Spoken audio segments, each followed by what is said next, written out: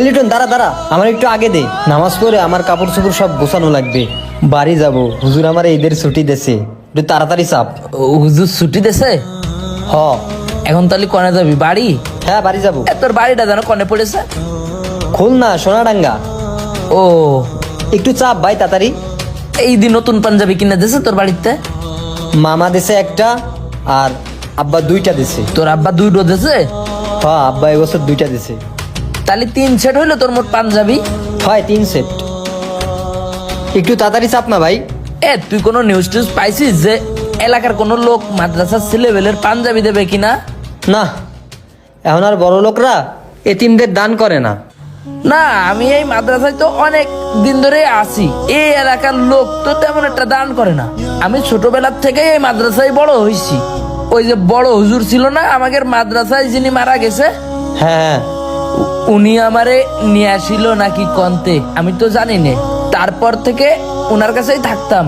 ওই নন্য ঈদি ওই হুজুরই আমারে দিত পাঞ্জাবি যখন হুজুর বাইসে ছিল, কিন্তু হুজুরটা মরে গেল আগের কুরবানি ঈদি। আর এখন গল্প করার সময় নাই ভাই, তুই একটু চাপ, আমার যাওয়া লাগবে। আর তুই আসবিনি কবে? এ বেটা কত মাস পরে বাড়ি যাচ্ছি, ছুটি কাটায় আরো 3-4 দিন আসতে লেট হবে। একটু দ্রুত আসিস, মাদ্রাসায় তো তোরা ছাড়া আমার কেউ নেই। যারা যারা আছে 5-7 জন, ওরা তো সব ছোট ছোট।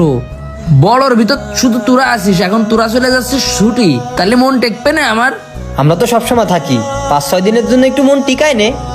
ও, তারপরে একটু দ্রুত চলে আসিস। হ্যাঁ ঠিক আছে, চেষ্টা করবানি, না পারলে কি করার। ঈদে একটু ঘুরতে যাব, প্ল্যান আছে।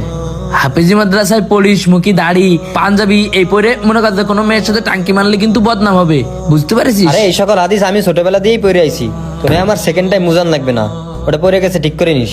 আর তুই বাড়ি যাবি না? ওটা তো গুতো আমার ফেলাই দিলি। আর বাড়ি আমার আছে নাকি? আমি তো মাদ্রাসাতেই থাকি, বাড়ি কি করে যাব? আমি তো এই মাদ্রাসায় 6 মাস, তোর যে বাড়ি নেই এটা প্রথম শুনলাম। থাক, ঈদের পর এসে কথা হবে। হ্যাঁ আয়, দ্রুত নামাজ পড়তে আয়।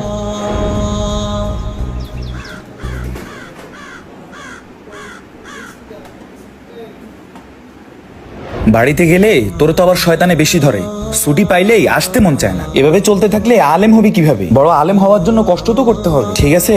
ভালোভাবে পড়াশোনা না করলে কি ইফতা পড়তে পারতাম? তাই বলি, বড় আলেম হতে হলে অবশ্যই মেহনত করতে হবে। আর সবাই ছুটিতে গেলে ছুটি শেষ হওয়ার সাথে সাথেই চলে আসবা। হুজুর, তাহলে আমার ছেলেটা নিয়ে যাচ্ছি। ঠিক আছে, ইনশাল্লাহ 5 ওয়াক্ত নামাজ মসজিদে জামাতের সাথে আদায় করবা, আর মায়ের সঙ্গে বাবার সঙ্গে সদাচরণ করবা এবং তাদের কাজে সহযোগিতা করবা। ঠিক আছে ইনশাল্লাহ।